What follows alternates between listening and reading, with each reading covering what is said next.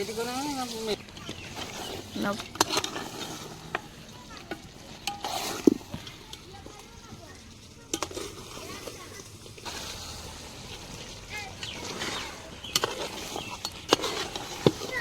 ଅଛି ଆଉ ଇଏ ମଟନ ଆଉ ଇଏ ହେଉଛି ମାଛ ମୁଁ ଖାଇମି।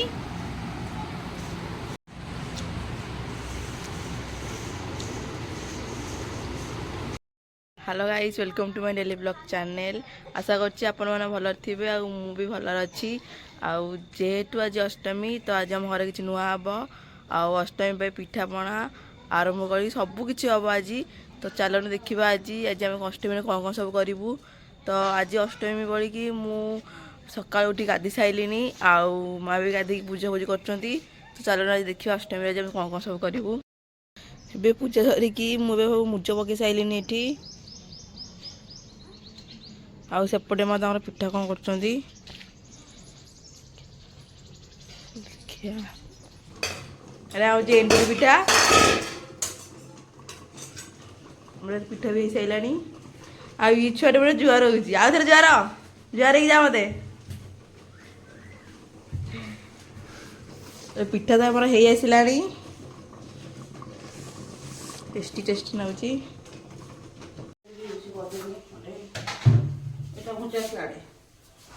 ଘୁଞ୍ଚା ସେ ବସୁ ସେ କରିବୁ।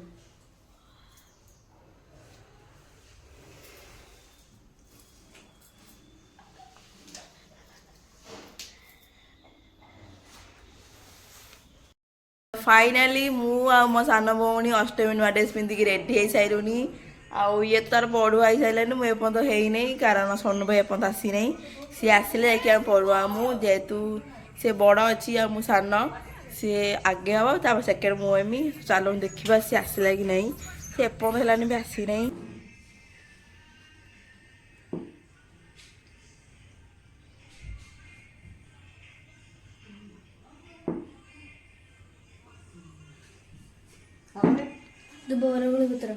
ଯିବୁ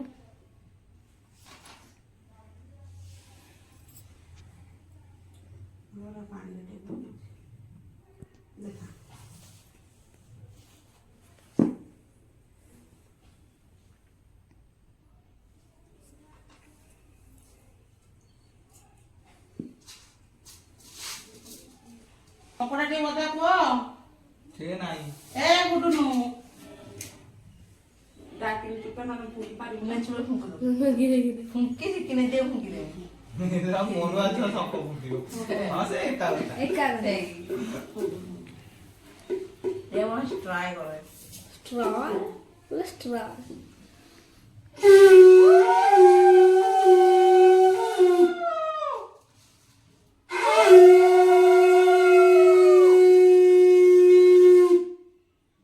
this is my talent तो talent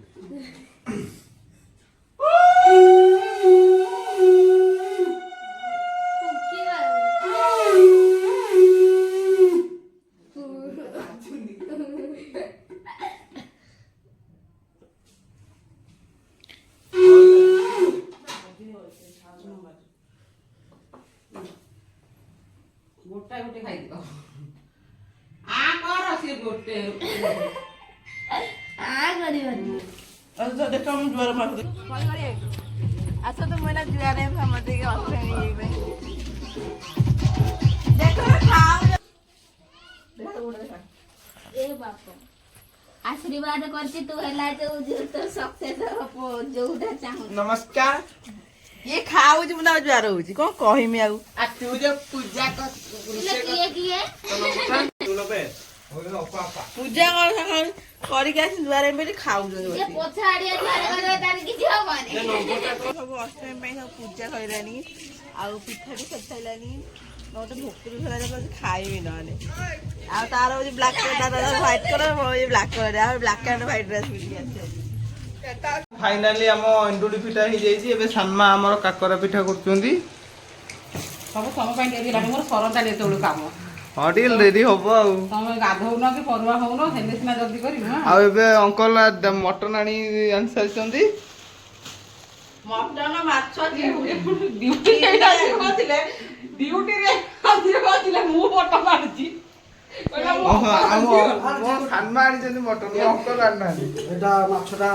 ଅଙ୍କଲ ତମେ କଣ ଧରିକି ଆସିଛ ଆମ ପାଇଁ? ସିଏ ମାଛ ଚିଙ୍ଗୁଡି ଆଉ ଧରିକି ଆସିଛନ୍ତି।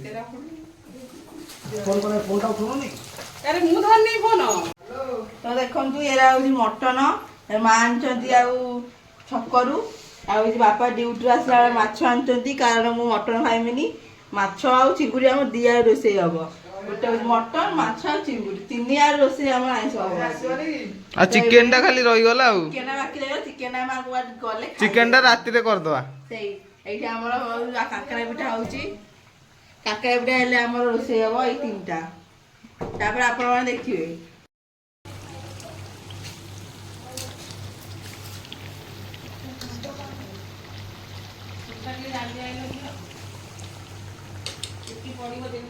ତ ଫାଇନାଲି ଏବେ ଆମର ସବୁ ପିଠାପଣି ସରିସାରିଲାଣି।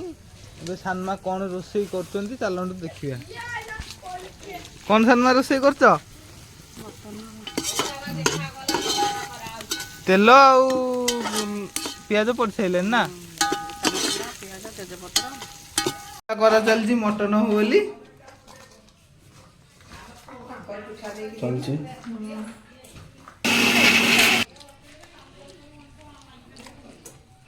ସାନମାଟାରେ କଣ ଦିଟା ଜାଗାରେ ରୋଷେଇ କଣ କରାଯାଉଛି? ଆଉ ମାଛ ଭାଜିଲେ ମୋର ଗୋଟେ ପିସ୍। ଗୋଟେ ପିସ୍। ହଁ ହଁ ପଖାଳ ସହିତ ଖାଇବା। ଆଉ ତୁ ମଟନ ଖାଉନୁ ତତେ କିଏ ମନା କରୁଛି କି?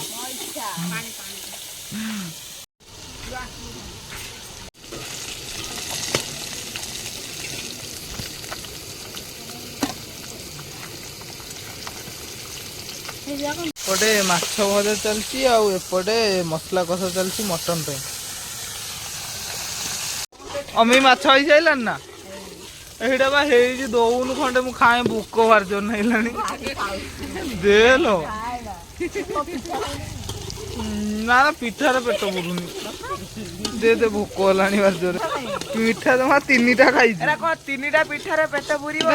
ମାଛ ବାସ୍ନା ମାଛ ଖଣ୍ଡେ ଦେ ମୁଁ ପଖାଳ ଖାଏ। ମାଛ କହୁଛ ପେଟକୁ ଯିବ ନାହିଁ। ହଁ ହଁ ଯିବ ଯିବ।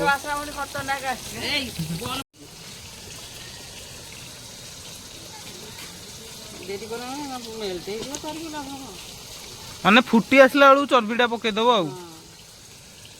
ଲୁଣ ହଳଦୀ ଗୋଳେଇକି ରଖିଦେଇଛି। ଏବେ ମଟନ କଷା ହେଇସାରିଛି।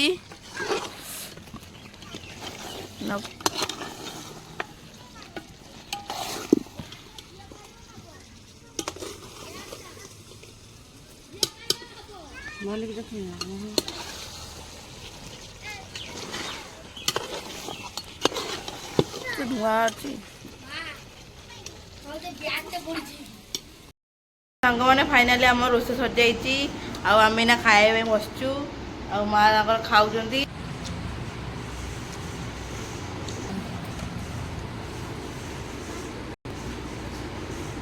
ସିଝିଛି ନା ସିଝିନି ମଟନଟା?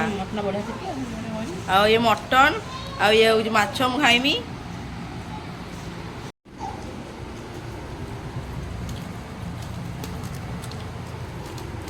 ଖାଉନ ତୋତେ ଭୋକ ନଥିଲା?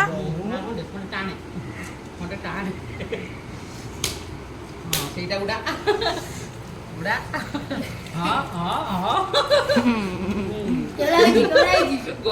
ରାଗ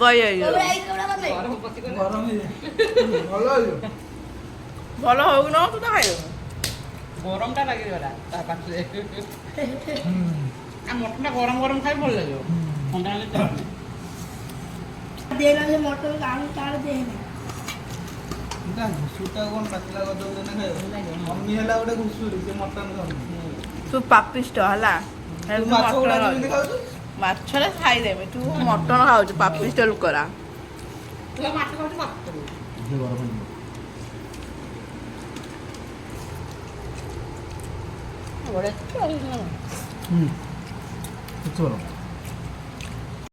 तो आज फ्रेंड्स ये वीडियो एतिकी। जदि आपको ये वीडियो भल लगता तेज आप लाइक शेयर और सब्सक्राइब करदेवे। तो रोची जय जगन्नाथ।